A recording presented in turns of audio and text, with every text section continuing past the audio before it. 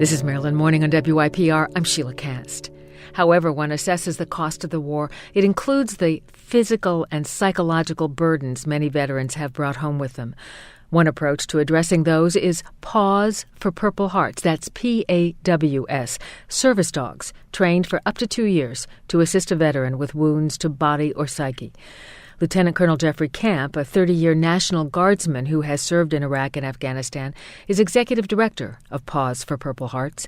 He's coming to Baltimore to speak to the Baltimore Humane Society's Gala Saturday night. When we caught up with him in Atlanta yesterday, I asked what makes Paws for Purple Hearts different.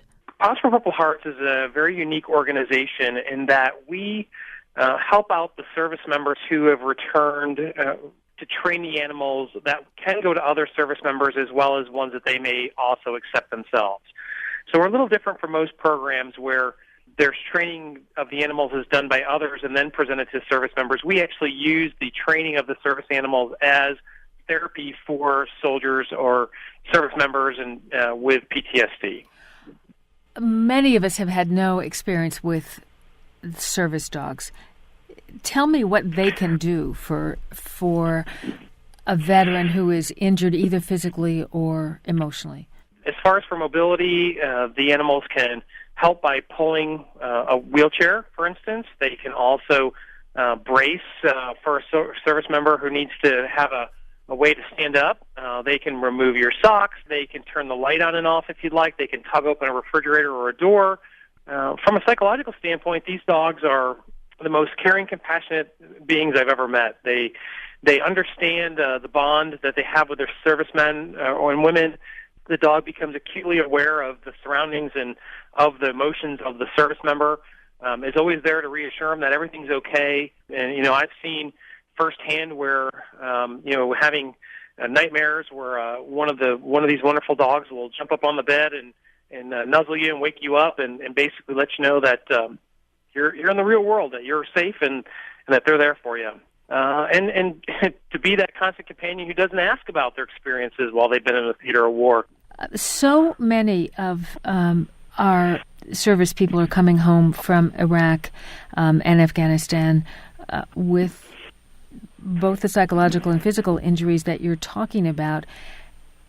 Are service dogs a cost-effective answer to dealing with their issues? From my emotional standpoint, I would say absolutely. There's still a lot of studies that are being done to look at the therapeutic rates and to really understand the benefit that the animals bring. But I'll tell you the difference when you talk to a service member who was before without an animal and now has them, you can see the affect change. You can see the confidence in their strides. You can see the healing that goes on. And, whether or not a clinician can come behind and put together the statistics and the data that supports that, there's definitely patterns of wellness that come from these programs, these animals. And, it takes us about $15,000 to raise an animal up to where we provide to a service member. And then the ongoing care is probably another $50,000 over the next 10 or 12 years of the animal's life. And we would beg to tell you that it's worth every dollar that we spend. And I'll bet you every service member who has one of these animals would say exactly the same thing. Where do you get that money to train these dogs? We talk to organizations and we talk to corporations and we basically ask like everybody else does. And it's not at this point a benefit that is actually covered by the Veterans Administration or by the care that these veterans get when they come home. That's correct. There's a lot of folks that are looking into seeing if these could be taxpayer-funded programs. There is some work being done at Walter Reed right now. Matter of fact, our original program was taken over by the folks at Walter Reed, and they're doing a lot of work trying to document and put together the cases that would be required to seek out federal funding for these programs as they can show the cost-benefit analysis between having one of the service animals and the medication and the long-term therapy, which could be the alternative. So you involve veterans who themselves are coping with PTSD.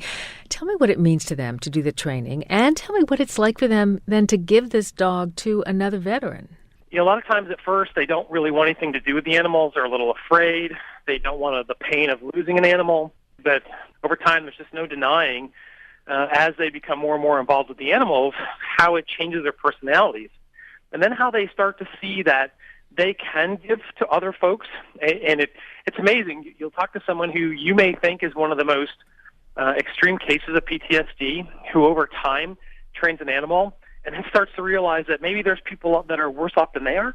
And then they become so much more open about releasing the animal to the other program, because they just know that they put their heart and soul into that dog, and that they know that it's going to do for other folks what that animal's done for them. So you're speaking here on Saturday for the Baltimore Humane Society. Yes, ma'am. What is the message you would like people to take from what you have to say? I want folks to take away that sometimes we need to look past the numbers. There's a lot of folks who stand up and say it's black and white. The proof's not there. The clinicians don't have the numbers to support the data that maybe the animals are as helpful as we like to say they are. And talk to folks who have had their life changed by these animals. And I think that is priceless. And I think that over time the data will ferret itself out and show that this is indeed a worthwhile program, that we can help folks who have given basically their all for this country, and we can do that by helping them with some love from an animal. Thank you so much for talking to us. Oh, my pleasure. Anytime. Lieutenant Colonel Jeffery Camp is Executive Director of Paws for Purple Hearts. He's speaking at the Baltimore Humane Society's Black Tie and Tails Gala Saturday night at the Grand Lodge in Hunt Valley. Keynote speaker is retired U.S. Army Captain Luis Carlos Montalban, author of Until Tuesday, A Wounded Warrior and the Golden Retriever Who Saved Him. More information about the event and the book at our website, WYPR.org.